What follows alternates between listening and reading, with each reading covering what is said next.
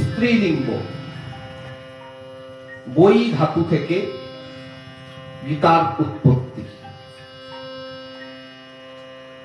গীতাটাকে কেন স্ত্রীলিঙ্গ করা হলো? আমরা পড়লাম একটু আগেই, সর্ব উপনিষদ গাব দগ্ধা গোপাল নন্দন। সর্ব উপনিষদের সার হচ্ছেন গীতা। যেহেতু গীতা একটি উপনিষদ, দেখবেন প্রত্যেকটি অধ্যায়ের শেষে শ্রীমদ্ ভগবৎ গীতাসু উপনিষৎসু এই শব্দ আমরা পাই।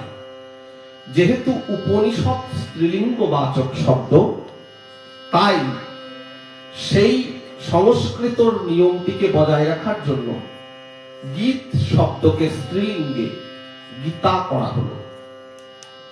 বই ধাতু থেকে এই শব্দের উৎপত্তি। আমরা